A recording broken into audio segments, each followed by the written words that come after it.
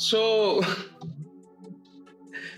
आप में से किसी ने उम्मीद तो नहीं लगाई हुई थी ना कि हम ये टोटल चेज़ भी करेंगे और अगर आपने ये भी उम्मीद लगाई हुई है कि हम डब्ल्यूटीसी का फाइनल भी खेलेंगे, सो मैं आपको सिर्फ इतना ही कहूँगा कि यार cricket is a part of life, ठीक है?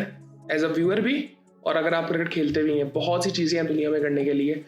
सो खैर, अगर आप स्पेशली पाकिस्तान क्रिकेट के फैन हैं तो फिर तो आपके लिए ये चीज़ बड़ी ज़रूरी है।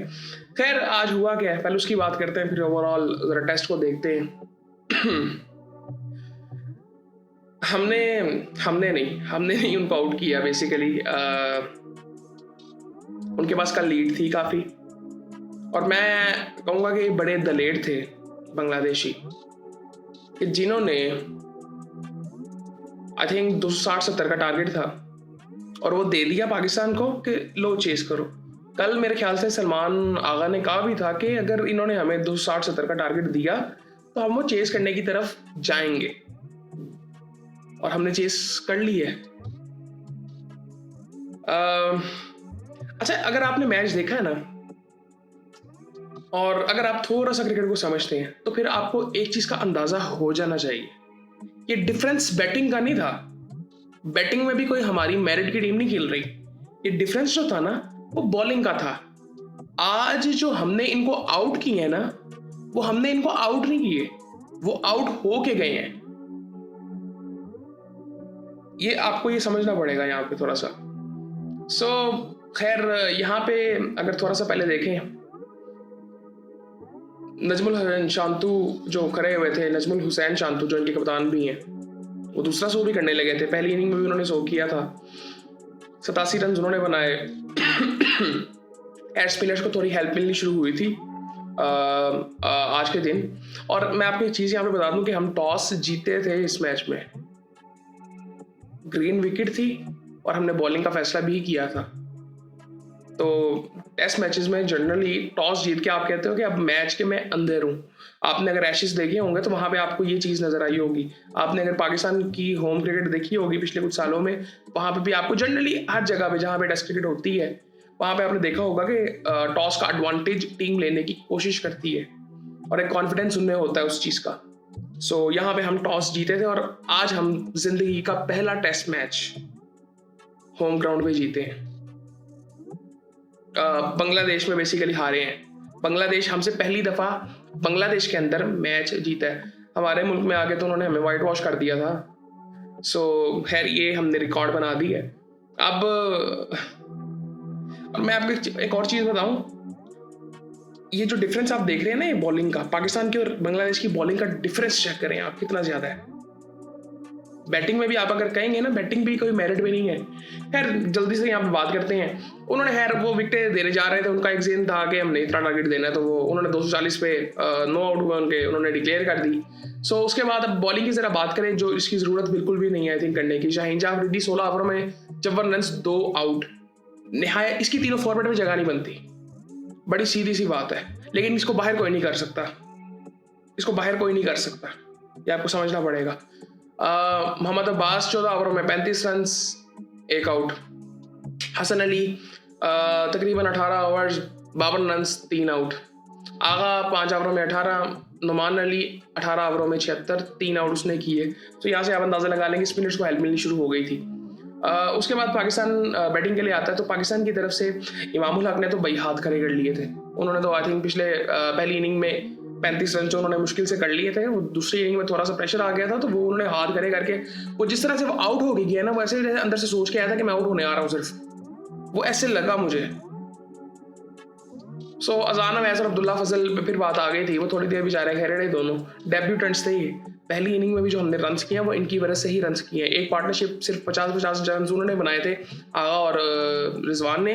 बाकी अब्दुल्ला फजल का 50 था, 100 रन अवैस के थे, जो दोनों डेब्यूटेंट्स थे, जो अपना पहला मैच खेल रहे थे। और दूसरी इनिंग में भी आपको अब्दुल्ला फजल ने किसी हद तक बचा दिया था, 66 रन उसके हैं। और अब आप अगले मैच उसको बाहर करेंगे? अगर इसको नहीं करेंगे तो किसको बाहर करेंगे, इमाम को या सऊद को? सो खैर, मैं इसीलिए आपको कहता हूँ कि इतना सीरियस होने की इनके लिए ज़रूरत नहीं है।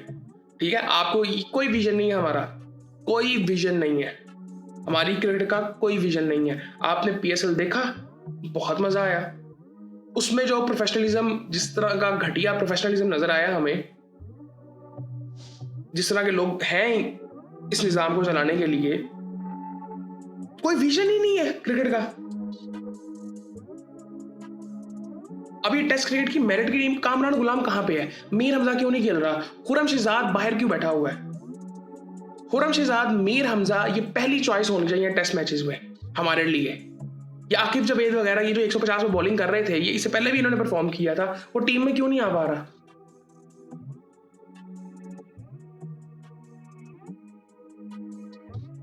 सो खैर ये सारी चीजें हैं।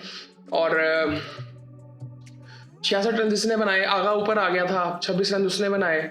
अच्छा, अब यहाँ पे कि जितने भी आउट हुए ना, आगा, सऊद, रिजवान साहब की तो मुझे समझ नहीं है कि वो लीव उन्होंने किया क्या था। और आखिरी सेशन था, आखिरी सेशन में हमने 7 आउट हमारे हो गए, 7 विकेटें पड़ी हुई थी आखिरी सेशन में हमारे। और उससे पहले जो हम बजा रहे थे वो आते ही फारिग।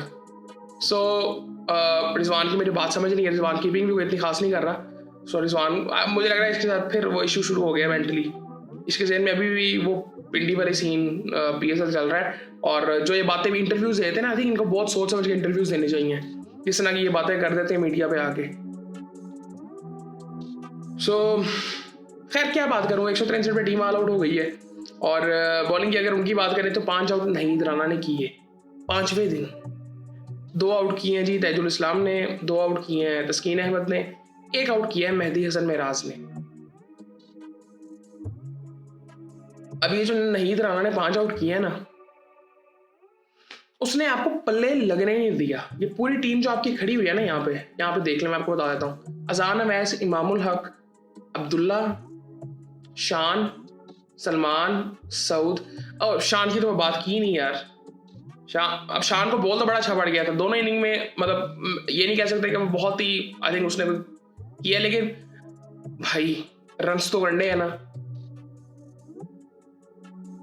मैं इसको सिर्फ एक चीज के लिए डिफेंड करता हूँ, एक तो समझदार इंसान है और इसने अपने आप को बेहतर बहुत ज्यादा किया है पिछले कुछ सालों में। एक अप्रोच थोड़ी सी बेहतर नजर आनी शुरू हुई थी, लेकिन फिर भी मैं ये नहीं कहूंगा कि पूरी इसकी मर्जी की टीम होगी। I don't think so. Kamran Ghulam बाहर नहीं होता, मीर हमजा बाहर नहीं होता, खुरम शहजाद बाहर नहीं होता, कम से कम 2 फास्ट बॉलर तो खेलते हैं। वो 2 मेन फास्ट बॉलर्स आपके पास यही हैं, मीर हमजा और खुरम शहजाद। ये आपकी पहली चॉइस ही होनी चाहिए। मीर हमजा की उसका पूरा करियर हमने जाया किया है। पता नहीं वो 32-33 साल का हो गया, कब उसको खिलाना है पता नहीं। सो खैर ये सूरत हाल है। अब मैं इनकी जरा बात कर रहा था, ये बैट्समैनों की। ये जितने हमारे ये 90% जो बैट्समैन है ना, इन्होंने ना 145-50 खेला नहीं है प्रॉपर टेस्ट बॉलिंग में, बॉलिंग विकेटों पे। ये इनके पल्ले ही नहीं पड़नी थी ये चीजें। बाबर को आप किसी हद तक मैं कहूंगा, इमाम ने शायद किसी हद तक थोड़ा बहुत खेला। आप देखें ना अपने पिछले कुछ सालों में आपके पास कौन से ऐसे बॉलर्स आए हैं कि जिन्होंने आके भाई इतनी लीथल बॉलिंग की हो। अब तो मुझे एक और चीज की कमी नजर आती है, जो हमारे हालात चल रहे हैं ना, ये हमें वो कभी अब शायद आने वाले टाइम में नजर ही ना आए कि जो आजकल लड़के डेब्यू कर रहे हैं कि 100 टेस्ट मैचेस किसी ने खेल लिए। बहुत मुश्किल है क्योंकि विजन ही नहीं कोई है। सो खैर मुझे लगता है कि इसमें ज्यादा कोई बात करने की जरूरत नहीं है। उन्होंने एक जो डिफरेंस था वो बॉलिंग का था मेन, बैटिंग में भी कमियां थी हमारी। उन्होंने बहुत बेहतर खेला है, उनकी बॉलिंग बहुत बेहतर थी, उन्होंने बैटिंग बहुत बेहतर कर दी थी। हमारे डेब्यूटेंट्स ने परफॉर्म बेहतर कर दिया था बेसिकली, जिसकी वजह से पहली इनिंग में हम उनके करीब थोड़ा सा पहुंच गए थे। सो खैर ये सारी चीजें हो गई हैं। WTC की बातें हो रही थी कुछ अर्सा पहले तक। मैं आपको कहूँगा कोई ऐसी उम्मीद मत लगाएं, खामोशी से आगे चलते रहे, और जो थोड़ा बहुत हम थोड़ी बहुत जो देख लेते हैं क्रिकेट, वो बस इंजॉय करें हल्का फुल्का बस। और मुझे तो यार एक लूता स्पोर्ट है हमारे पास, उसकी हालत हमने ये कर दी है,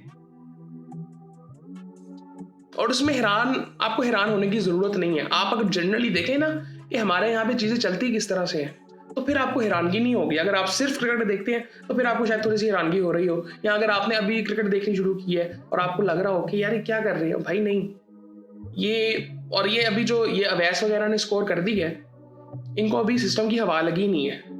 ये सिस्टम की हवा लगने दें आप, बहुत कम प्लेयर्स आगे फिर बेहतर करते हैं। सो खैर ये सारी चीज़ें हैं। मतलब इतनी ज़्यादा बात कर नहीं सकते। और इसके अलावा कुछ ऐसा चल रहा है जी। अच्छा जी, ये बांग्लादेश आई थिंक इनके बोर्ड ये तमीम साहब बात कर रहे थे, आई थिंक वो चेयरमैन शायद बने हैं। और अच्छा मैं आपको एक चीज़ यहाँ पे बता दूँ, ये क्लैरिटी, ये जो पाकिस्तानियों को ना कुछ ये क्लैरिटी इस चीज़ में नहीं है। बांग्लादेश के ऊपर ना इंडियन इन्फ्लुएंस बहुत ज़्यादा है, सिर्फ उनके दिमागों पे नहीं, हर चीज़ पे। आप उनके स्टेडियम्स भी इवन देखेंगे ना तो वो बड़े डिफरेंट है। सो वो एक डिफरेंस था, ठीक है, और वो अभी भी है। वो एक इन्फ्लुएंस उनके ऊपर इंडियंस का है। और अभी भी वो बात कर रहे थे कि हम इंडिया के साथ ताल्लुकात अपने बेहतर करना चाहते हैं। तमीम इकबाल साहब कह रहे थे हमारे वो दोस्त हैं, बिल्कुल करने चाहिए, लेकिन जो आपके साथ उन्होंने ये किया था अभी रिसेंटली, वो भी आपको जहन में रखना चाहिए, वो सारी चीज़ें करें। लेकिन ये जो पाकिस्तान की तरफ से एक एंगल ये जो आता है ना कि जी हम भाई भाई हैं, हम सारा कुछ है, ठीक है, एक तरीके से चले, वो ऑन द ग्राउंड भी उन्होंने आपको बता दिया था। आई थिंक ये वनडे सीरीज हमारी कोई हो रही थी कि यार प्रोफेशनलिज्म सिर्फ यहाँ पे ज़रूरत है उस चीज़ की। सो आई थिंक मेरे कहने का मतलब सिर्फ इतना है कि ज़रा ना प्रोफेशनल रहें आप। ज़रा ये भाई भाई के चक्कर में ना, भाईचारे के चक्कर में आप ज़रा बह ना जाया करें, जो कि हम ज़्यादा बह भी जाते हैं। और बाकी आई थिंक बांग्लादेश ने बहुत ज़बरदस्त क्रिकेट खेली है, और उनका वो कहते हैं ना चाका उतर गए, अब वो आपको हराया करेंगे, हरा भी रहे हैं, हराया भी करेंगे। वाइट वॉश आपके घर आके कर किए थे। सो आपको अगर ये उम्मीद थी कि वो अपने घर में आपको हराएंगे नहीं, तो फिर पता नहीं आप क्या सोच रहे थे। लेकिन खैर ये चीज़ें चलती रहेंगी, कोई इतनी टेंशन लेने की आपको ज़रूरत नहीं है। इस चीज़ की बहुत सी चीज़ें हैं दुनिया में करने के लिए। Cricket is a part of life. मैं हमेशा कहता हूँ क्रिकेटर्स होते हैं ना, बेसिकली जब वो यंग होते हैं ना तो उनके जहन में एक चीज़ चल रही होती है, यार क्रिकेट इज़ माई लाइफ। या कोई भी एथलीट जनरली जब वो थोड़ा सा आगे बढ़ता है ना, मैच्योर होते हैं, वो लेट 20s में जाते हैं, अर्ली 30s में जाते हैं, तो उनको समझ आती है कि यार cricket is a part of life. या जनरली कोई भी स्पोर्ट जो है वो जिंदगी का हिस्सा है, वो जिंदगी नहीं है, एज अ व्यूअर भी और एज अ एथलीट भी, अगर आप उसको खेलते हैं तो। सो ये सारी चीज़ें हैं। बाकी आई थिंक फिर आपसे बात होती है।